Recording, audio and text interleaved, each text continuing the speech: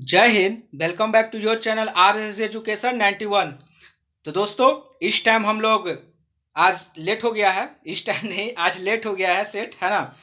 तो हम लोग इस सेशन में जो है कि एसआई और सीडीपीओ के सेट के लिए मिलते हैं, जिसमें कि हम लोगों ने टोटल 44 सेट को देख लिया है। आज हम लोग 45 नंबर सेट को देखेंगे, है ना। इसका पूरा पीडीएफ हमारे Telegram channel target with are S education पे मिल जाएगा। और आप लोग टेलीग्राम ग्रुप से जुड़िए, और वहाँ ये एजुकेशन मॉल नाम है टेलीग्राम ग्रुप का। यहाँ पे आज जो है हिस्ट्री का पूरा सेट, मतलब प्राचीन भारत का पूरा सेट आपका खत्म हो गया है।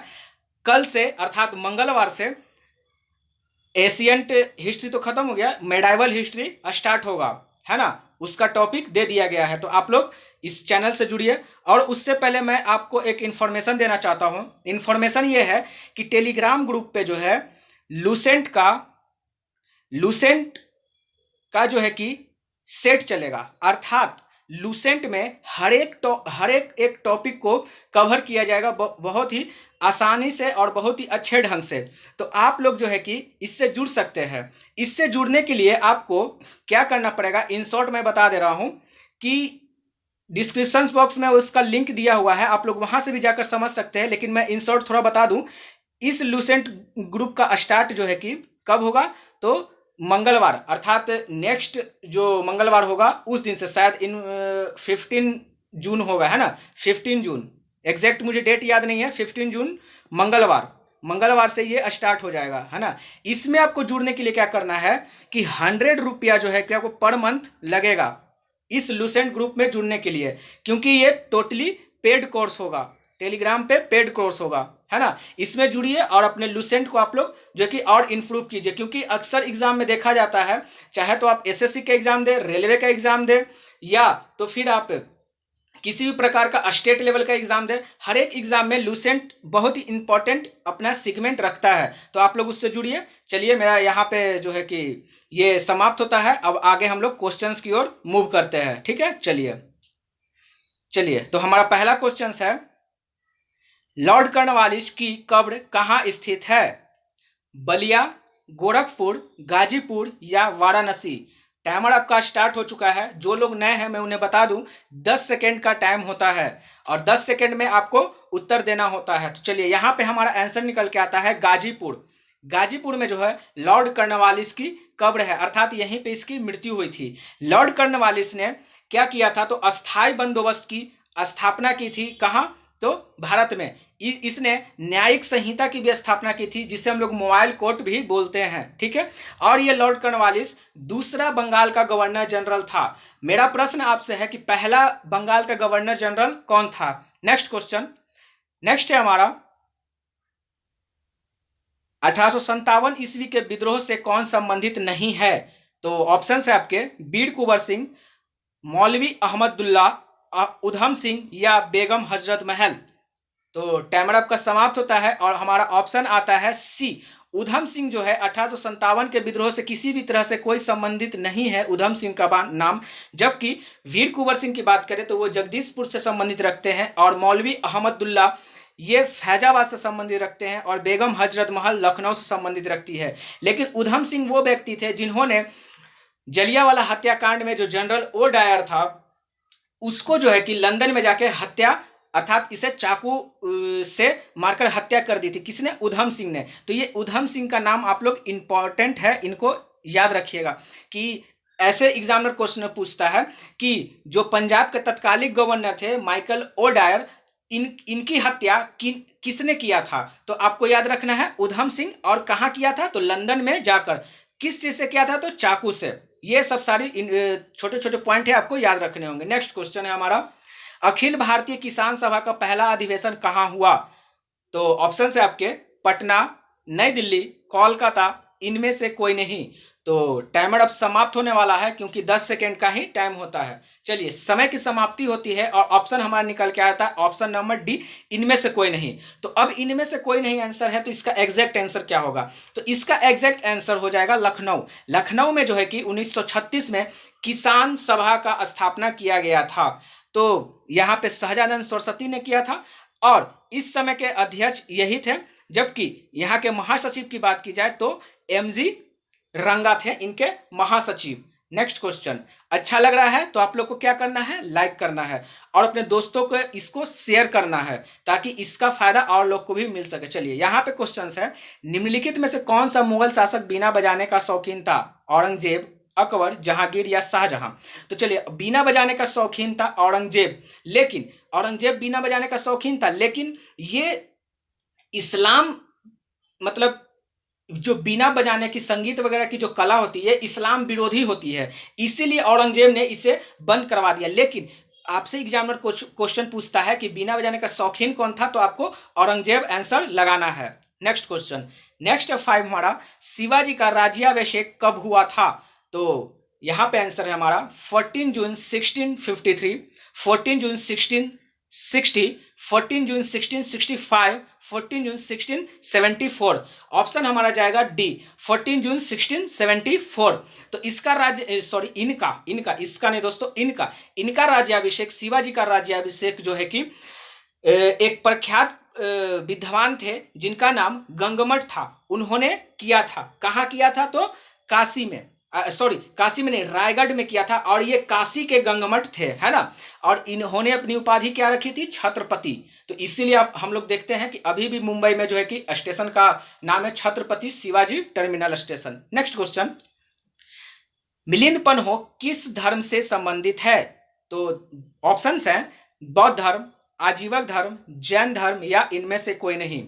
तो समय की समाप्ति होती है और लाइक करते चलना है।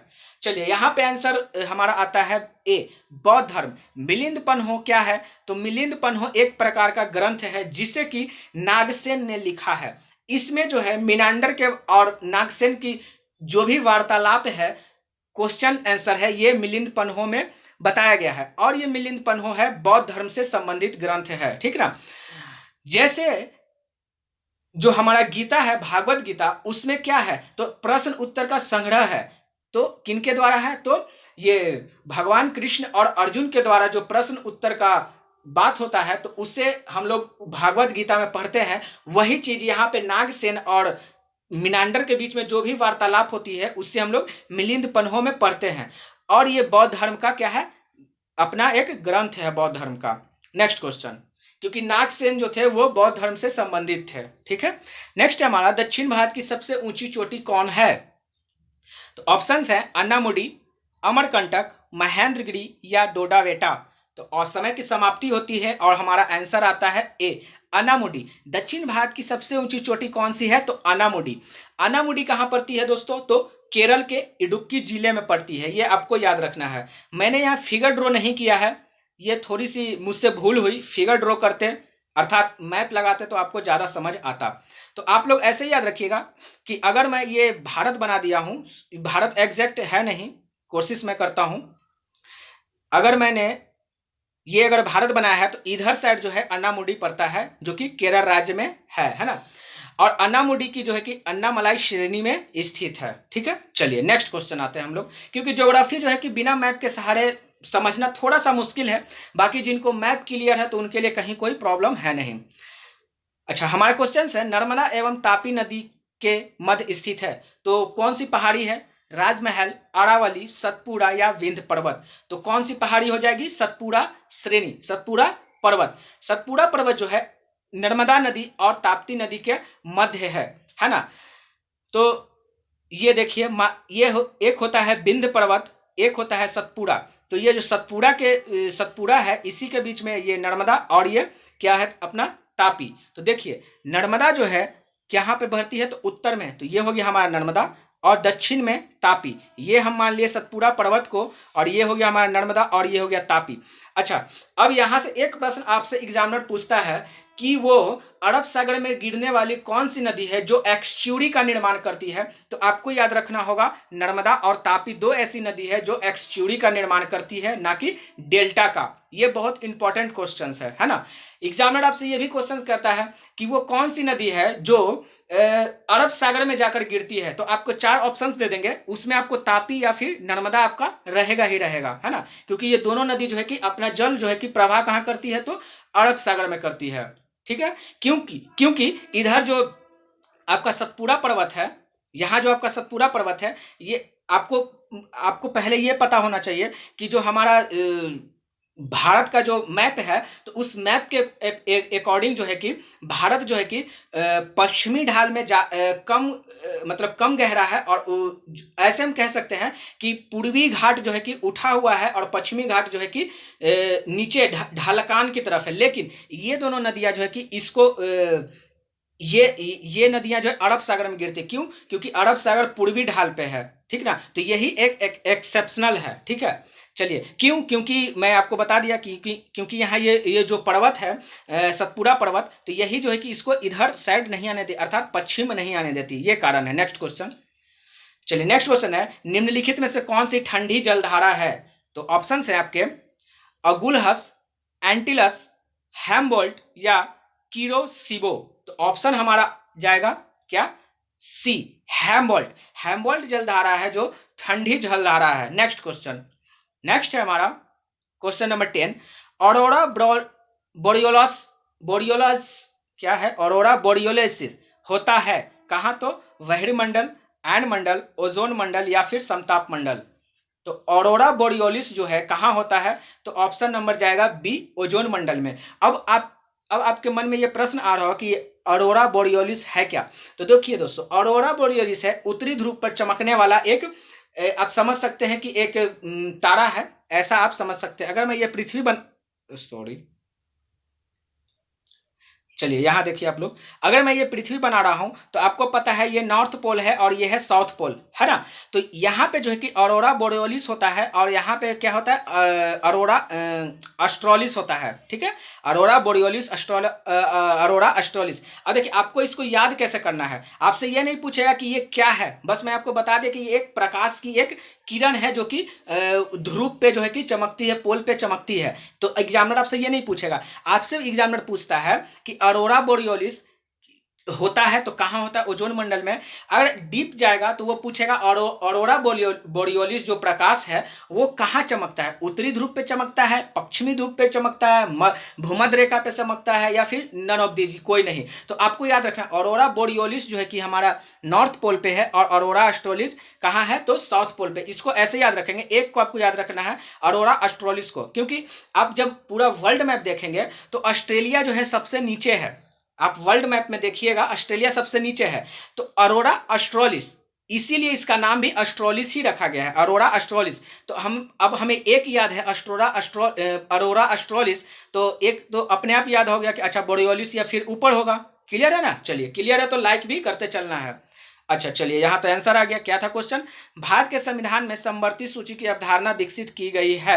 हाँ, तो ये समवर्ती सूची की कहाँ से हम लोग लिए हैं? देखिए, यहाँ पे आपको क्वेश्चन फंसाता है। यहाँ पे ये आपको नहीं बोलता है कि जो समवर्ती सूची हमने कहाँ से लिया है। अब क्वेश्चन एग्जाम पूछ रहा है कि अवधारणा विकसित हुई है, तो दोनों बात सेम ही है। कहाँ से लिए? अवधारणा विकसित हुई है, बात एक ही है। क्वेश्चन पॉलिटी में समझने का होता है, क्योंकि इसका लैंग्वेज ही कुछ दूसरे ढंग का होता है। बहुत आसान क्वेश्चन होते हैं लेकिन लैंग्वेज अलग होता है। तो ये हम लोग कहाँ से लिए हैं? ऑस्ट्रेलिया के संविधान से समवर्ती सूची लिए हैं। समवर्ती सूची क्या होता है? मैंने आपको बता दिया है कि इसमें अनुच्छेद शेड्यूल 7 में समवर्ती सूची के बारे में कहा गया है, जिसके तहत 3 प्रकार की लिस्ट होती है, कॉन्करेंट लिस्ट, स्टेट लिस्ट और फिर एक सेंटर लिस्ट।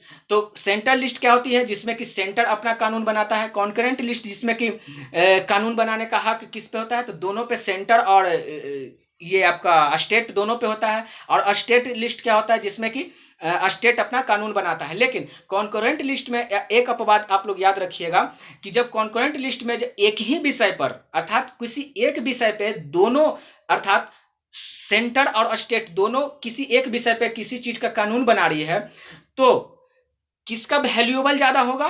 तो स्टेट, सेंटर का, ठीक ना। क्यों? ऐसा क्यों? ऐसा इसलिए दोस्तों कि ऐसा इसलिए है कि क्योंकि सेंटर को सारे भारत को लेकर चलना है, और स्टेट केवल अपने अनुसार, अपने स्टेट के अनुसार कोई भी कानून, कोई भी किसी प्रकार का मुद्दा लाता है ना। लेकिन सेंटर को जो है कि पूरे भारत को लेकर चलना है। इसीलिए जो है कि यहाँ पे किसी भी प्रकार का कोई भी डिसीजन एक ही मत के लिए हो रहा है स्टेट और सेंटर के बीच में, तो ज़्यादा जो है कि प्रीफरेंस किसको मिलता है? तो सेंटर गवर्नमेंट को मिलता है, ठीक ना। ये आपको याद रखना है। Next question. नेक्स्ट है हमारा, भारतीय संविधान के निम्नलिखित अनुच्छेदों में से किसका व्यवहार में क्रिया क्या है, क्रियान्वयन कभी नहीं हुआ है। तो यहाँ पे क्या हो जाएगा, कभी नहीं हुआ है, तो ऑप्शन नंबर, अच्छा चलिए टाइमर आपका हो गया खत्म। ऑप्शन नंबर जाएगा बी, 360, अनुच्छेद 360 का जो है कभी भी क्रियान्वयन नहीं हुआ है, उसे कभी भी लाया नहीं गया है। 352 क्या है, तो ये राष्ट्रीय आपातकाल से संबंधित है। और 360 आपको मैंने बताया कि ये कभी भी क्रियान्वयन नहीं हुआ है।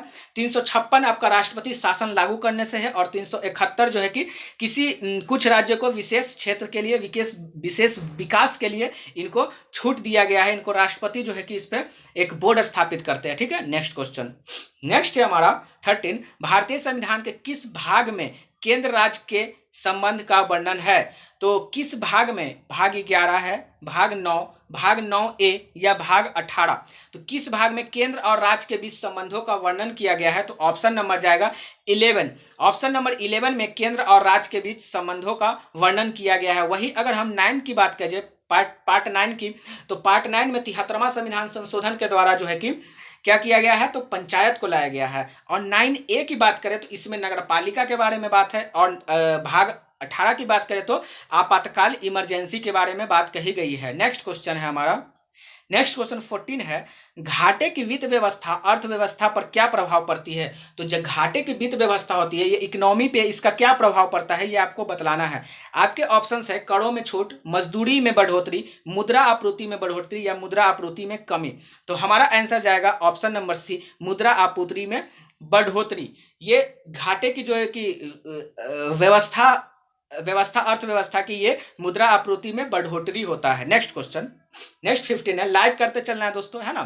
निषेचन की क्रिया कहां पर होती है, अंड ग्रंथि, गर्भाशय, अंडवाहिनी या फिर योनि मार्ग। तो यहां पे हमारा आंसर क्या हो जाएगा, निषेचन का मतलब होता है फर्टिलाइजेशन, है ना। फर्टिलाइजेशन कहां होता है, तो अंडवाहिनी अर्थात कहां, फिनेवियल ट्यूब में होता है। फर्टिलाइजेशन की प्रक्रिया फिनेवियल ट्यूब में होता है, ना कि अंडवाहिनी, गर्भाशय और ना ही योनि मार्ग में। ठीक है, नेक्स्ट क्वेश्चन।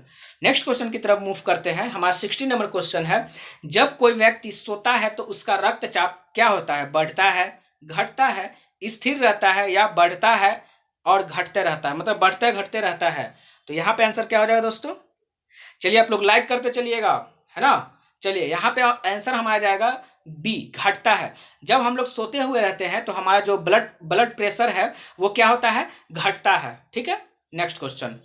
नेक्स्ट है हमारा, कैंसर के इलाज में किस दवा का प्रयोग किया जाता है।